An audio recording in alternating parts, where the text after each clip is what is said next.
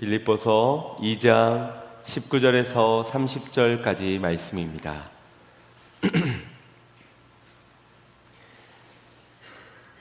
한 목소리로 합독하겠습니다. 시작. 내가 디모데를 속히 너희에게 보내주길 주 안에서 바람은 너희의 사정을 알므로 안위를 받으려 함이니, 이는 뜻을 같이하여 너희 사정을 진실히 생각할 자가 이밖에 내게 없음이라. 그들이 다 자기 일을 구하고 그리스도 예수의 일을 구하지 아니하되 디모데의 연단을 너희가 안하니, 자식이 아버지에게 함같이 나와 함께 복음을 위하여 수고하였느니라. 그러므로 내가 내일이 어떻게 될지를 보아서 곧 이 사람을 보내기를 바라고 나도 속히 가게 될 것을 주 안에서 확신하노라. 그러나 에바브로디도를 너희에게 보내는 것이 필요한 줄로 생각하노니, 그는 나의 형제요 함께 수고하고 함께 군사된 자요 너희 사자로 내가 쓸 것을 돕는 자라. 내가 너희 무리를 간절히 사모하고 자기가 병든 것을 너희가 들은 줄을 알고 심히 근심한지라. 그가 병들어 죽게 되었으나 하나님이 그를 긍휼히 여기셨고, 그뿐 아니라 또 나를 긍휼히 여기사 내 근심 위에 근심을 면하게 하셨느니라. 그러므로 내가 더욱 급히 그를 보낸 것은 너희로 그를 다시 보고 기뻐하게 하며 내 근심도 덜려 함이니라.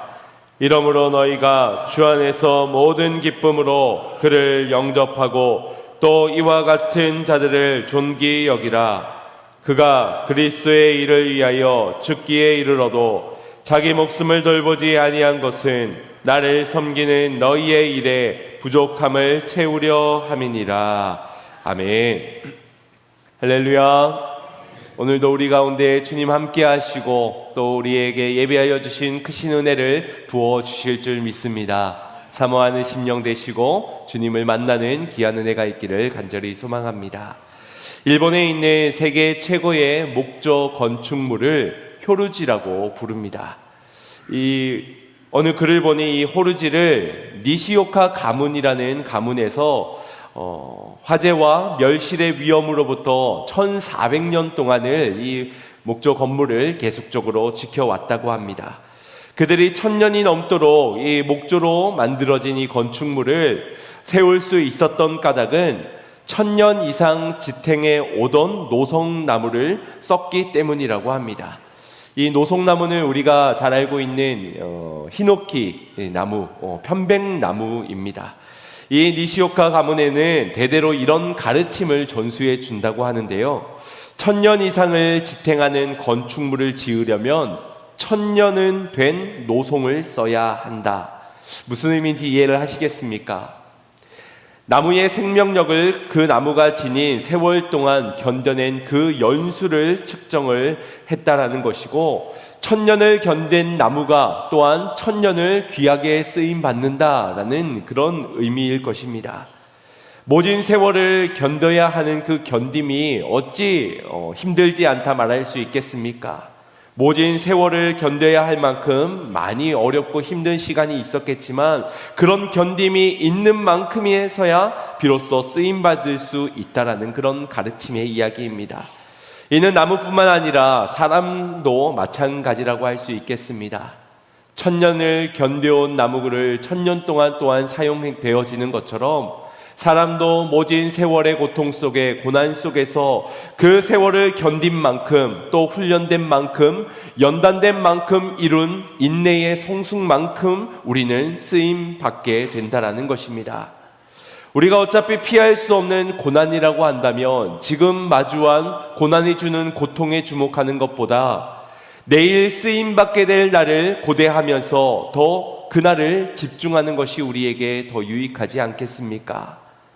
지금도 살아계시고 우리의 삶을 인도해 가시며 약속하신 대로 이루실 그 하나님을 믿는다면 말입니다. 그리고 이 글귀에서는 이어진 말이 영원토록 쓰임받는 또 다른 나무를 소개해 주고 있습니다. 그건 바로 십자가라는 나무입니다. 십자가는 가장 오랜 견딤을 하였던 나무이고 그 까닭에 오랜 세월을 이 나무로 쓰임을 받게 되고 있습니다. 구약이라는 시간 동안을 기다리면서 버텨온 그 견딤의 시간만큼이나 이 십자가의 나무는 오늘날까지 그리고 앞으로까지도 계속적으로 쓰임 받을 것입니다. 십자가가 저주와 심판과 정죄도 다 견뎌낼 수 있었던 이유는 십자가에 달려 죽으신 예수님 때문일 것이고, 그분이 죄송합니다. 그 모든 고통과 수치와 어려움들, 이 모든 것들을 그분이 이겨낼 수 있었던 것은 하나님이신 예수님이 뜻을 정하여 아버지의 때를 위하여 기다리셨고, 그 때를 위하여 기도하셨고, 그 때를 위하여 이 땅에 오시어 결국 십자가에 달려 죽으셨기 때문입니다. 하나님이신 예수님은 십자가를 지시기까지 오랜 시간을 기다리셨고, 그 십자가 위에서는 끝까지 참으시고 인내하셨습니다. 그분이 바라보았던 것은 그 당시의 수치와 고통이 아니었습니다. 그분이 바라보았던 것은 히브리서 12장 2절 말씀에 증거하고 있는 것처럼 예수님께서는 앞에 있는 기쁨을 바라보셨기 때문이라고 히브리서 기자는 증거하고 있습니다. 십자가의 고난은 영원한 것처럼 보이지만 결코 그 고난은 영원한 것이 아닙니다. 그 인내의 시간만큼 부활의 영광 가운데 반드시 참 소망을 이루게 되는 것입니다. 견딤의 시간은 분명 고독하고 힘들 테지만 그 견딤이 있었던 시간만큼 하나님은 우리를 귀하게 사용하여 주실 줄 믿습니다. 십자가의 그 고난도 결국 우리의 인생 가운데 반드시 영광과 소망으로 찾아왔던 것처럼 우리의 인생의 주님의 시험과 연단 속에서 하나님은 반드시 저와 여러분을 연단되어진 만큼을 우리를 사용하여 주실 줄 믿습니다. 하나님이 여러분을 크게 사용하여 주실 줄 믿으시길 바랍니다. 찬송가 359장에 이런 가사가 있습니다. 예수가 함께 계시니 시험이 오나 겁없네. 기쁨의 근원 되시는 예수를 위해 삽시다. 우리 함께 고백해 봤으면 좋겠습니다. 예수가 함께 계시니 시험이 오나 겁없네. 기쁨의 근원 되시는 예수를 위해 삽시. 날마다 주를 섬기며 언제나 주를 기리고 그 사랑 안에 살면서 딴 길로 가지 맙시다. 아멘. 믿으시길 바랍니다. 그리고 끝까지 견디시기를 바랍니다. 오늘의 제목이기도 합니다. 우리 옆 사람을 보면서 함께 이렇게 인사했으면 좋겠습니다. 뜻을 같이하여 딴 길로 가지 맙시다. 아멘. 오늘 함께 나눌 말씀이 바로 이것입니다. 우리가 같이 해야 하는 뜻이 무엇인가를 함께 발견해 가면서 그 뜻을 정하고 그 뜻을 함께 끝까지 걸어가는 것, 그에 대한 은혜를 나누고자 합니다. 사람들은 화려한 주인공이 되고 싶어 하는 마음이 있습니다.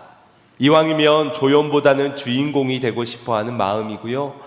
2등보다 3등보다 1등이 되고 싶어 하는 간절한 마음입니다. 승리하고 싶고 성공하고 싶고 신앙에 있어서도 스포트라이트를 받고 싶은 그런 마음이 우리 안에 있다는 것입니다. 그런데 이런 마음에는 하나님도 1등을 좋아하실 것이라는 그런 오해의 마음도 있습니다. 우리가 그러니 하나님도 그럴 것이라고 생각을 하는 것인데, 그러다 보면 하나님은 주인공만 좋아하시는 것 같고 축복을 받은 자가 주인공이 되는 것처럼 생각합니다. 그래서 이기는 자를 주님은 기뻐하시고 지는 자는 별로 기뻐하지 않으신다. 승리만을 원하신다라는 오해를 가지는 겁니다. 이런 생각을 가지면은 어떻게 이어지는지 아십니까? 내가 주인공이라 여겼는데 갑자기 조연을 맡게 되면은 내 인생이 실패한 것처럼 생각이 되어집니다. 평탄한 길을 걸어가다가 벼랑간 고난을 만나 주저앉게 되면은 그것이 내 죄 때문이라는 생각에 들게 됩니다. 성공궤들을 달려가다가 벼랑간 실패하여 넘어지게 되었을 때에는 하나님께 회개기도부터 드리고 봅니다. 징계라고 생각하기 때문입니다. 자연스럽게 그 마음에는 조연은 하나님이 응답해 주시는 것이 아니고 주인공이 되면 그것이 응답이라고 생각합니다. 은메달은 하나님의 축복이 아니고 금메달은 축복이어서 금메달을 따야 하나님께 영광 올려드릴 수 있고 4등부터는 올려드릴 영광이 없다라고 생각합니다. 고난은 하나님이 도우시지 않았기 때문에 마주하는 고통이라고 생각을 하는 겁니다. 이런 생각의 끝은 십자가를 미련하게 볼 수밖에 없습니다. 좁은 길은 그저 넓은 길을 가기 위한 잠깐의 코스 정도로 생각을 하게 되고, 연단과 인내는 성공과 승리를 위한 작은 발판의 시간 정도로 생각합니다. 사람이 왜 정한 길을 걸어가다가 딴 길로 들어서게 되는지 아십니까?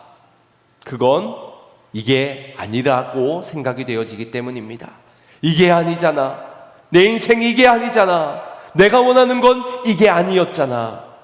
가다 보니 딴 길이 더 나아 보이고, 그러다 보니 딴 길로 들어서게 되는 것. 이는 처음부터 그 뜻이 달랐기 때문이라고 할 수 있습니다. 고난을 좀 겪다 보면은 지금 내가 걷고 있는 그 길보다 더 안전해 보이는 길이 보입니다. 조금 더 편해 보이는 그 평탄한 길도 보이게 됩니다. 이쯤 되었으면은 좁은 길은 그만 가도 될 것 같고 넓은 길이 들어서야 될 것 같은데, 좀처럼 이 좁은 길이 끝나져 버리지가 않으니 큰 결단 가운데 넓은 길을 가야 할 것처럼 결단하게 되는 겁니다. 그 이면에는 처음부터 1등이 목표였고 또 성공이 목적이었기 때문이고, 그래서 결국 지름길을 선택하게 되는 것인데, 그 지름길이 우리로 빨리 가게 되는 길이 아니라 오히려 우리가 가야 하는 그 옳은 길을 가지 못하게 만들게 되는 길이 선택이 되는 것입니다. 십자가를 통해 우리에게 보여주신 주님의 길은 결코 그렇지 않지요. 고난의 길을 통해 우리를 연단시키시고 남들이 보기에는 저주받은 길처럼 보여지겠지만 그 견딤 속에 반드시 주님의 영광이 피어나게 되는 것입니다. 하나님이 우리에게 오라 하신 길은 바로 그런 길입니다. 그런데 그 하나님의 뜻을 오해하거나 그 뜻을 모르게 된다면 고통을 통해 인내의 길로 가지 못하고 딴 길을 찾아 나서게 될 것입니다. 결국 세상으로 나아가게 되는 것입니다. 빌립보 교회 안에도 이런 마음을 가진 이들이 있었습니다. 평소 바울이 받는 스포트라이트를 부러워하였고 그래서 그를 시기하던 무리들인데, 그런 이들이 바울이 감옥에 갇히게 되자 이때다 싶어서 그가 죄의 결과로 이런 결과를 마주한 것이다라고 비난했습니다. 실패의 상징이며 하나님이 그를 버리신 것이라고, 그러니 그가 외치는 가르침이 아닌 할례를 받아야 한다고, 율법을 지켜 의에 이르러 된다고 거짓 가르침을 쏟아 놓았던 것입니다. 그러면서도 바울이 얻었던 영광을 자신들도 얻기 위하여서 불순한 의도를 가지고 열심히 복음을 전하였습니다. 화려한 스포트라이트를 받기를 원하였던 것이지요. 그들도 신앙이 있었고 그들도 예수님을 믿는 믿음이 있었고 그들도 열심히 있었습니다. 그러나 고난 앞에, 이 바울이 당한 시험 앞에, 그래서 이 빌립보 교회가 당하는 핍박 앞에서 그들은 여지없이 딴 길을 찾아 떠나고 있는 모습입니다. 비록 바울이 감옥에 갇혀 있기는 하지만 그에게는 기쁨이 있었습니다. 왜냐하면 감옥 안에 있지만 그는 주 안에 있었기 때문입니다. 그는 메인바되었지만 자신을 통해 복음이 오히려 진보되고 있다는 사실에 그는 기뻐하고 감사할 수 있었고, 바울은 자신을 시기하고 질투하는 이들이 그럼에도 복음에 열정을 내고 있기 때문에 예수가 전해지고 있다는 사실로 감사하였습니다. 바울이 걷는 길과 시기하고 질투하여서 열심을 내며 걷고 있는 그들의 길과는 너무나도 달라 보이는 대목입니다. 여러분들은 어떤 길을 걸어가고 있습니까? 무엇을 위하여 신앙생활하고 있고 여러분에게 걷는 이 길에서 무엇을 얻고자 하십니까? 지금은 모두가 공동의 목표를 가지고 신앙의 정도를 걸어가고 있는 듯 보일 수 있습니다. 그러나 우리의 마음에 다른 뜻을 품고 있다면, 화려한 1등과 평탄한 성공만을 쫓고 있다면 우리도 언젠가 특히나 고난과 시험 앞에서 딴 길로 돌아서게 될 것입니다. 혹시 여러분 에드워드 킴벌이라는 사람을 아십니까? 아마 모르시는 분들이 많으실 겁니다. 그도 그런 것이 이 사람은 여느 평범한 사람입니다. 1850년대에 보스턴에 있는 한 교회에서 주일학교 교사로 사역하였던 그입니다. 다른 사람들처럼 큰 업적을 이룬 것도, 또 당시 스포트라이트를 받은 것도 없던 인물입니다. 그가 주일학교 교사로 사역하면서 처음 만나게 된 17세의 한 청년을 관심 가지고 주목하게 되었고, 그가 일하는 구두방에 찾아가서 복음을 전하였습니다. 그리고 헌신적인 그의 전도를 통해 회심하게 된 그 아이가 바로 19세기의 위대한 전도자 중 하나인 무디 목사님입니다. 100만 명을 전도하였다 하여서 세계적으로 아주 유명하신 그런 분이시지요. 그런 무디 목사님이 영국에서 복음을 전할 때 마이어라는 이가 회심을 하게 되었고, 이 마이어는 훗날 미국에 있는 무디 학교를 찾아가 그곳에서 설교를 하게 되었고, 그 설교를 들었던 한 사람의 인생에 큰 영향을 미치게 됩니다. 그는 19세기 말에 뛰어난 복음 설교자인 존 체프만이라는 사람입니다. 그리고 또 이 체프만의 설교를 들었던 당시 메이저리그의 유명한 야구 선수였던 빌리 썬데이라는 선수가 있었는데, 그도 회심을 하여서 그 즉시 미련 없이 야구를 그만두고 복음을 전하기 위해 떠나게 됩니다. 그리고 빌리 썬데이를 통해서 복음을 듣게 된 모르게 햄의 전도 여행까지가 이어지게 되고, 이 전도 여행에서 20세기 바울이라고 일컬어질 정도로 수많은 사람들 앞에 복음을 전하였던 위대한 복음 전도자 빌리 그레암 목사님이 회심을 하게 되는 일이 일어나게 된 것입니다. 약 100년이 넘는 기간 동안 이어진 이와 같은 역사적 관계들이 참으로 대단해 보이지 않습니까? 누가 계획한다고 이런 일들이 일어나겠습니까? 그러나 하나님의 계획 가운데 이루어진 일이라고 볼 수 있는 것이지요.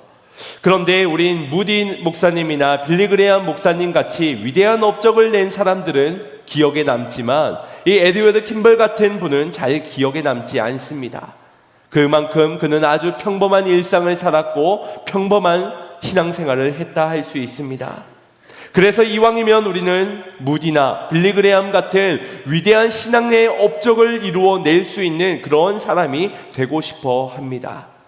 그러나 이 땅에서 사람의 기준에서는 에드워드 킴벌이 빛나는 사역, 빛나는 업적을 이루어내지 못했다 할지라도, 하나님이 보실 때 그분의 헌신, 그분의 사역, 그분의 믿음의 헌신은 그 어떤 누구보다도 빛날 것입니다.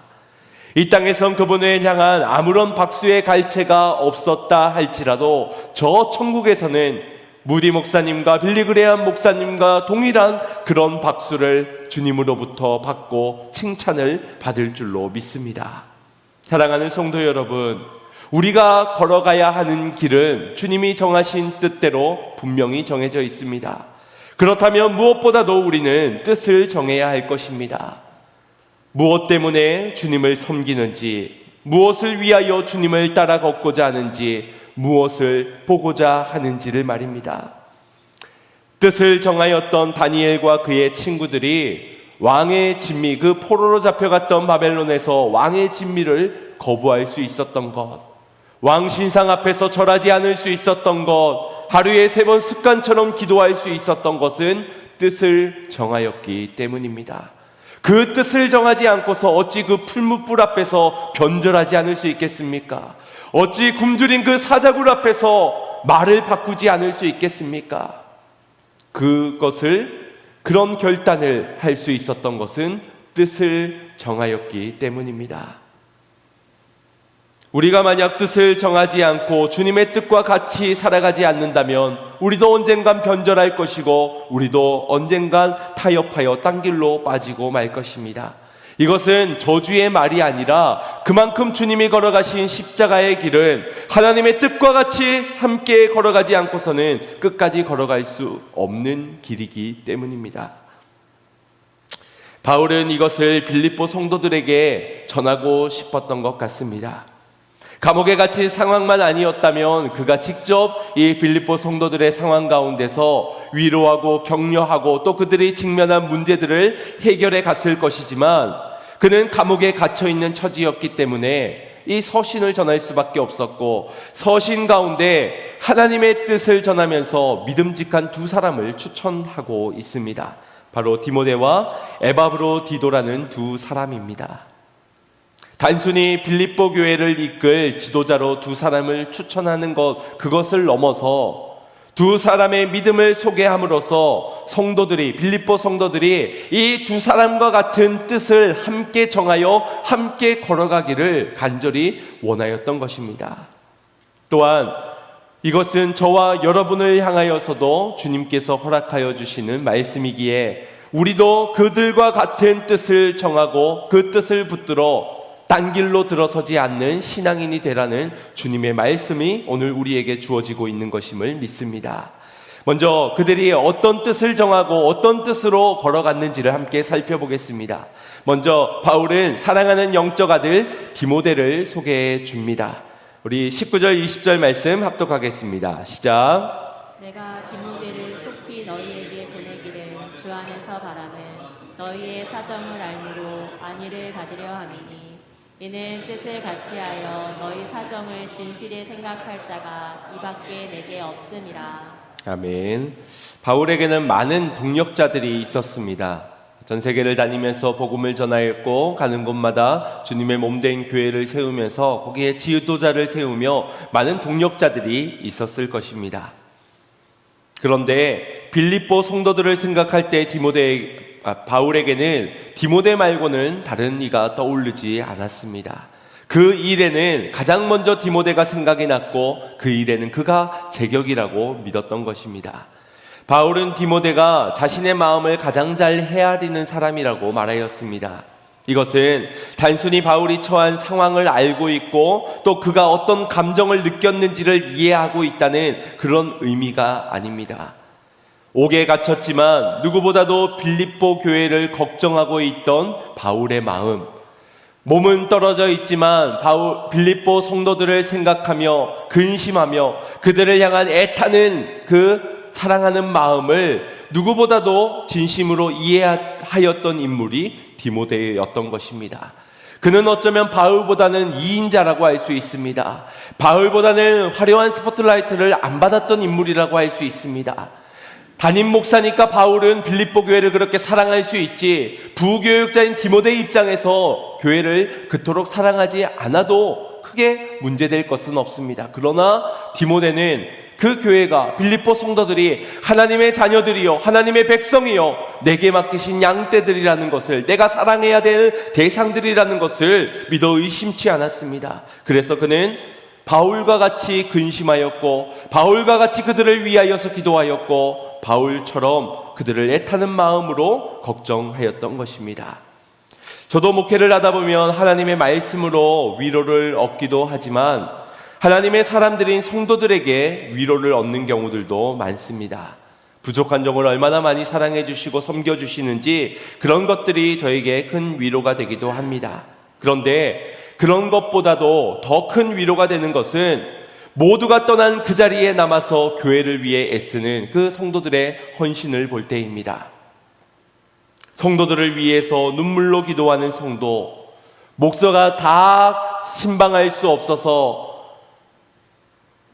돌보지 못하는 그런 성도들을 찾아가서 신방하고 격려하고 섬겨주는 그런 성도, 모두가 힘들어서 꺼려하는 그 일을 묵묵히 끝까지 지켜내면서 감당해내는 그런 성도, 그런 성도를 볼 때 눈물 나도록 고맙고 또 그런 분들을 통하여서 힘을 얻고자 합니다. 왜냐하면 하나님의 나라를 위한 같은 동력자라는 마음이 들기 때문입니다. 바울에게는 디모데가 바로 그런 동력자였던 것입니다. 주님의 몸된 교회를 세워가기 위한 그 뜻을 같이하여 빌립보 성도들의 사정을 진실로 생각했던 나의 동력자 디모데. 그래서 디모데밖에는 생각이 나지 않았던 것입니다. 다른 사람도 물론 생각했을 수 있습니다. 그런데 21절에서 소개되고 있는 것처럼 더러는 자기 일을 구하고 예수의 일을 구하지 아니하며 딴 길로 가버리는 그런 이들이 너무나도 많았던 것이지요. 믿음직스러워 일꾼으로 세우면 변절해버리고, 직분을 주어서 좀 주의 일을 감당해보라고 직분을 줘도 금세 힘들다고 불평하며 떠나버리는, 다른 길로 들어서버리는 그런 이들 속에서 디모데는 그렇지 않았던 것입니다. 믿음의 열심을 내는 듯 싶어 귀한 섬김의 자리를 세워주지만 자기 일을 구하면은 결국 떠나가게 되는 겁니다. 하나님의 나라를 위해 충성해달라고 부탁하여 직분자로 세웠지만 뭐가 힘이 들고 뭐가 마음에 들지 않았는지 불편하다고 부담스럽다고 예수의 일을 구하지 않고 가버리는 사람이 있기 때문입니다. 21절 말씀을 우리말 성경으로 보면 이렇게 번역되고 있습니다. 모든 사람이 자기 자신의 일에만 몰두하고 그리스도 일에는 관심이 없다. 그리스도 일에 관심이 있어서 교회 생활을 하는 것 같고 신앙생활도 열심인 것 같고 직분도 받는 것 같은데 아니라는 것이지요. 자기 일에 몰두한 나머지, 그래서 신앙도 열심이고 그 일에서 한 발 내딛어서 그래서 직분도 받는 거라는 겁니다. 실제로 교회 안에서 일하는 사람이 많고 봉사하는 사람도 많이 있지만 그 본심을 보면 예수를 위해 거기 있는 사람이 아니라 자기를 위해 거기 있을 뿐인 사람들이 있습니다. 그러다가 수고가 더해지면, 시련과 연단이 찾아오면 결국 떠나게 됩니다. 더 좋은 교회를 찾아서 떠납니다. 더 좋은 사역의 자리를 찾아 떠납니다. 더 좋은 예수를 찾아 떠나기도 합니다. 그렇게 이단 사이비로 넘어가는 사람들도 많이 있지요.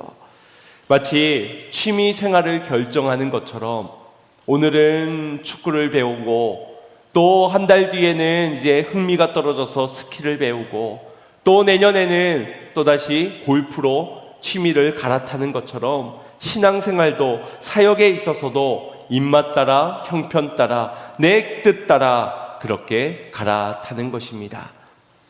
누가복음 14장에는 혼인잔치에 초대되었던 여러 사람들의 이야기가 등장합니다. 지금도 그러하지만 그 당시 혼인잔치는 마을의 모두의 잔치였습니다. 모두가 함께 즐거워하고 모두가 함께 기뻐하는 그런 일주일간의 그런 혼인잔치인데 거룩한 예식의 순간이기도 합니다. 그런데 이 본문에서는 사람들이 저마다의 이유와 핑계와 변명을 대면서 못 간다라는 말을 하는 겁니다. 어떤 사람은 얼마 전에 밭을 사게 되었는데 그 밭을 지켜야 된다고 못 간다고 용서해 달라고 합니다.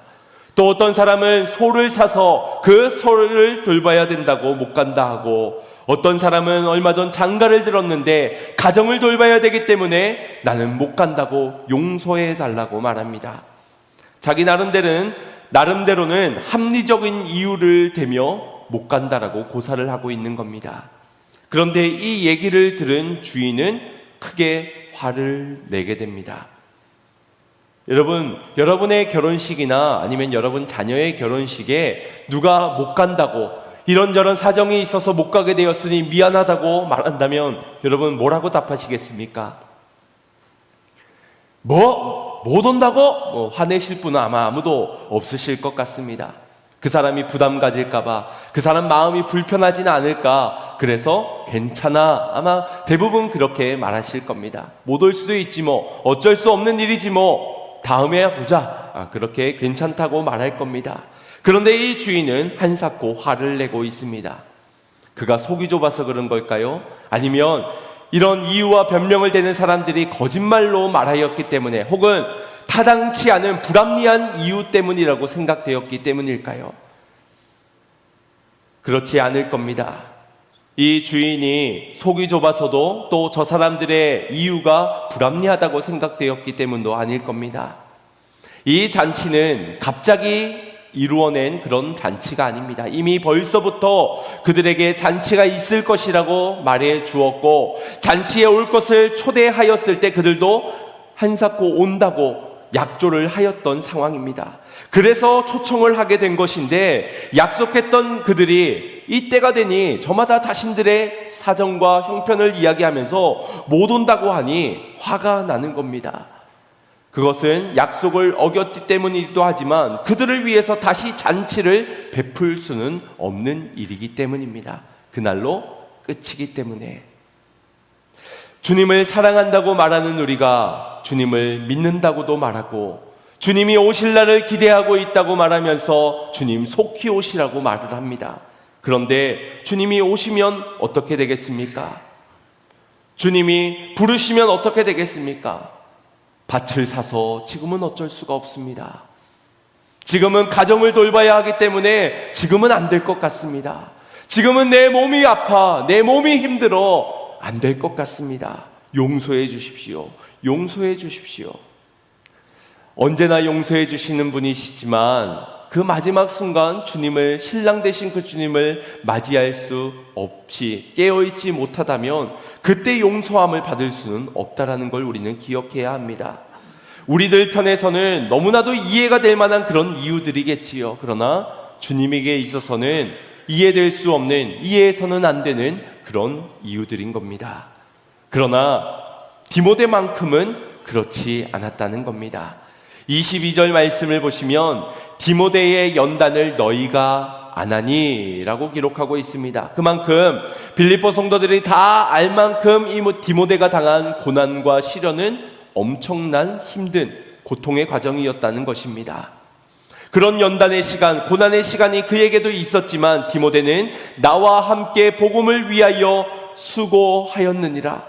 바울이 아마 여기에서 강조하고 싶었던 것은 나와 함께 복음을 위하였다는 것인 것처럼 보여집니다. 아무리 많은 고난이 있고 시련이 있었어도 그는 나와 함께 끝까지 수고하고 복음을 위하여 이 길을 외면하지 않았다는 것입니다. 이는 에바브로디도 그 다음으로 소개하고 있는 그를 소개할 때도 마찬가지입니다. 25절 말씀 함께 보겠습니다. 시작.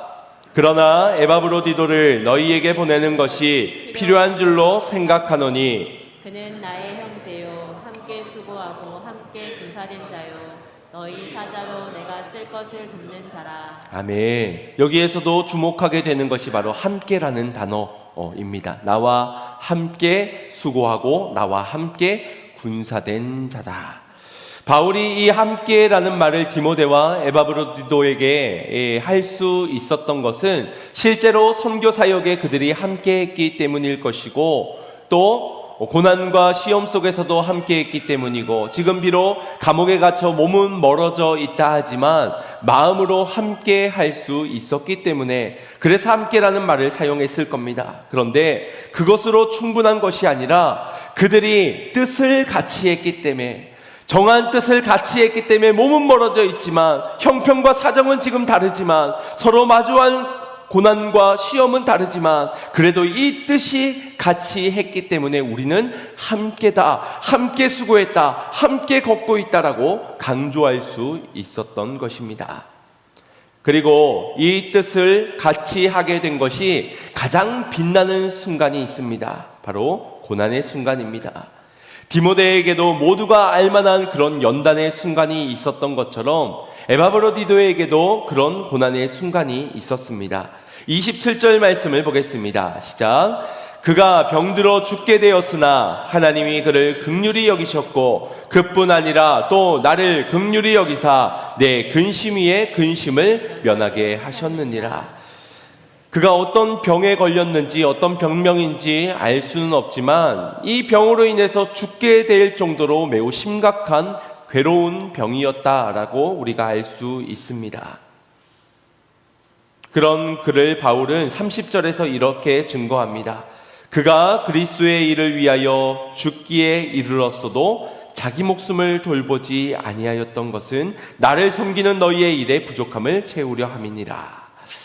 그는 이 질병으로 인하여서 죽음의 고통, 아니 고통으로 죽겠다 정도가 아니라 정말 이 질병 때문에 죽을 그런 위기 상황 가운데 놓여져 있었음에도 불구하고 그는 자기 목숨을 돌아보지 아니하고 그리스도의 일을 위하여 끝까지 견디고 끝까지 버티며 그 일을 감당하였습니다. 그리고 그런 그를 하나님은 긍휼히 여기셨습니다. 그래서 치료되고 회복되고 또 그의 생명이 연장되었다라고 볼 수 있습니다. 그것이 아마도 이 바울에게는 근심거리였던 것 같습니다. 나의 사랑하는 동역자, 나에게 위로가 되는 그에게는 분명한 사명이 있는데 하나님의 나라를 위해서 조금 더 힘써야 되는 일이 있는데 이 질병 때문에 그 일을 하지 못하는 상황이 놓여지게 되자 근심이 되는 겁니다. 그런데 하나님은 그런 그의 근심 위에 근심을 덜어내어 주시면서 그를 고쳐주셨던 것입니다. 그래서 그가 이 에바브로디도를 빌립보 교회에 다시 보내면서 너희들도 이 에바브로디도를 걱정했지. 봐라, 하나님의 긍휼하심을 입고 치료되었다. 걱정하지 않아도 된다. 그러면서 이 빌립보 교회를 맡기면서 근심했던, 그가 사명을 감당해야 하는데, 그가 사명으로 이 빌립보 교회를 돌봐야 되는데 그 근심이 덜어지게 되었다라는 것입니다. 늘 사명을 생각하였던 바울은 근심하는 바도 사명과 같은 것이었고 사명이 할 수 없다는 것이 근심이었고 그 사명대로 되었기 때문에 근심도 덜 수 있었던 것이지요. 어렵고 힘들지만 긍휼하심을 따라 사명을 포기하지 않았던 그 사람, 그래서 주님의 나라의 일에 바울과 함께 일 수가 있었던 것입니다. 주님을 믿는데 하나님의 나라는 도통 관심이 없고 선교는 부자들만 하는 것이라는 생각을 가진 이들이 있습니다. 주님은 사랑하는데 주님의 몸된 교회는 사랑하지 않는 사람이 있습니다. 주님의 마음이 중요하지 않고 내 마음이 중요하기 때문일 것이고 주님의 몸된 교회의 머리 대신 예수 그리스도를 믿지 못하기 때문일 것이며 그분이 교회를 사랑하고 하나님의 나라를 위하여서 뜻을 정하였던 그 뜻과 나의 뜻은 다르기 때문이라고 할 수 있겠습니다. 그러다 보니 처음에는 동료인 것처럼 보이고 처음에는 함께 시작했지만 끝이 되니 함께하지 못하는 경우들을 보게 되는 겁니다. 이건 세상 일이나 교회 일이나 마찬가지인 듯합니다. 시작은 좋았지만 그 시작 속에서 약속도 있었고 결단도 있었고 희생도 있었지만 얼마 지나지 않아 포기하고 단념해 버립니다. 그만큼 끝까지 함께 한다는 것은 매우 힘든 일입니다. 뜻을 정하지 않고서는, 그리고 그 뜻이 주님의 뜻과 같지 않고서는 그 견딤이 끝까지가 되기는 힘들다는 것이지요. 아마 저마다의 그럴 만한 사정이 있고 이유들이 있을 것입니다. 고개를 끄덕일 수밖에 없고 그럴 수밖에 없다는 말이 나올 수밖에 없는 그런 경우들일 겁니다. 하지만 그건 바울도 마찬가지고 디모데도 마찬가지고 에바브로디도도 마찬가지 아니겠습니까? 그들이라고 고난을 이길 뭔가 우리랑 다른 비결이 있고 그들은 고통의 시간을 보내어도 안 고통스러운 그런 특별한 존재들이 아니지 않습니까? 우리랑 똑같이 육체의 고통을 가지고 병 걸리면 그 병 때문에 아프고 그 죽음의 위협 속에서 공포를 느끼고 그들이라고 생명이 2개가 3개가 되고 그렇지 않고 우리랑 똑같이 하나의 생명뿐이라는 것입니다. 그들이라고 뭐만 하면 배반하고 배신하고 말로 상처를 주고 헐뜯는 그런 주변의 사람들에게 상처받지 않겠습니까? 중직이라고 해가지고 비난해도 되고 그들은 말에 상처받지 않기 때문에 그 자리를 끝까지 지키는 것 아니지 않습니까? 똑같이 말에 상처를 받고 말로 죽임을 당하기도 하고 말로 실족을 당하기도 하고 똑같다는 것이지요. 똑같이 힘들고 똑같이 어렵습니다. 고난은 그런 것입니다. 그러나 하나님께로부터 임한 은혜가 있기 때문에 견디는 것입니다. 그 은혜로 버티는 것이지요. 그 은혜가 뜻을 정하게 하고 그 뜻은 내가 작정한 뜻이 아니라 하나님이 내게 주신 뜻이요 성령께서 내게 주신 그 뜻이기 때문에 그 뜻을 붙들고 끝까지 견뎌내고 버텨내는 것입니다. 아무리 누가 뭐라 한다 할지라도, 아무리 힘들고 어렵다 할지라도 그 일을 끝까지 견디며 감당해내는 것이지요. 주님이 칭찬하시는 이가 있습니다. 억울할 수밖에 없는 상황과 부담이 될 수밖에 없는 그런 일들, 시험과 고통의 상황 속에서도 자기의 일을 구하지 않고 자기의 영광을 추구하지 않으며 평탄하고 성공하는 세상 1등의 성공의 일을 가는 것이 아니라 자기 목숨을 돌아보지 않을 정도로 하나님을 사랑하는 마음으로 그 뜻을 정하고 그리스도 예수의 일을 생각하는 자들, 그들이 끝까지 그 길을 걸을 수 있는 것이며 그 길을 걷는 자가 결국 주님께 칭찬도 상급도 박수도 받을 수 있는 것입니다. 그게 어떻게 가능하겠습니까? 그걸 가능케 하는 것이 주님의 은혜요, 주님의 사랑인 것입니다. 그 사랑으로 예수님은 이 땅에 오셨습니다. 하늘 영광 보좌의 그 모든 것을 버리고 이 땅 가운데 인간의 몸을 입고 오시어서 견디시고 버티시고 인내하시고 결국 십자가에서 죽기까지 우리를 사랑하셨습니다. 그 사랑이 오늘날까지 우리의 삶에 영향을 끼칠 수 있었던 것은 그만큼 오랜 시간을 기다려왔고 견뎌왔기 때문입니다. 그리고 그 위대한 사랑을 십자가에서 완성하셨기 때문에 우리의 죽는 날까지, 이 세상이 망하는 말세의 그날에 이르기까지 그 사랑은 영원할 것입니다. 그래서 그 사랑을 받은 우리가 그 십자가를 사랑할 때 우리는 그리스도의 일을 끝까지 생각하며 걸어갈 수 있게 되는 겁니다. 하나님의 뜻이 곧 나의 뜻이 되어서 정하는 자가, 그 뜻을 사랑하여 나의 뜻을 삼는 자가 선교의 현장에서 수고와 고통에도 순교의 그런 길로에도 끝까지 인내하며 선택하며 걸어가게 되는 것입니다. 주님을 사랑하기로 뜻을 정하는 자가 결국 주님의 몸된 교회를 사랑하고 머리 대신 예수 그리스도의 뜻을 쫓아서 끝까지 교회를 섬길 수 있는 것입니다. 사랑하는 성도 여러분, 우리가 걷는 길은 어떤 길이고 그 길에서 여러분이 원하시는 것은 무엇입니까? 무엇을 얻기 위한 뜻을 정하셨고 무엇을 바라고 기대하고 계시는지요? 세상은 어쩌면 이 길을 걷는 우리를 외면할지 모릅니다. 그 길에 힘쓰는, 그 일에 일평생을 바친 우리의 이름을 모른다 할지 모릅니다. 인정하지 않을 것이고 오히려 우리를 욕하고 미련하다 말할 것입니다. 그러나 주님의 뜻대로 사는 여러분 되시길 바랍니다. 주님의 뜻대로, 주님이 정하신 나를 향한 그 뜻대로, 그 사명대로, 나도 그 뜻을 정하여 그 사명대로 끝까지 걸어가기를 소망합니다. 그 정한 뜻으로 우리가 함께 수고하고 함께 그리스도를 위하여서 자기의 일을 구하기보다 주님의 일을 구하며 그렇게 끝까지 이 길을 변질되지 않는 마음으로 정한 그 뜻으로 걸어가는 우리 양문의 모든 성도님들이 되시기를, 그래서 주님의 칭찬받고 주님이 정말 인정하시는 내가 추천하는 사람이야, 신실한 일꾼이야, 나의 몸된 교회를 너무나도 잘 섬기는 그런 사람이야, 너희 교회에 보내줄게, 너희의 동료로 함께 보내줄게, 그렇게 추천하고 인정받는 그런 주님의 일꾼들이 되시기를 주님의 이름으로 축원드립니다. 우리 말씀을 생각하시면서 찬양의 고백 드렸으면 좋겠습니다. 주님 뜻대로 살겠습니다. 주님 뜻대로 살겠습니다. 주님 뜻대로 살기로 했네.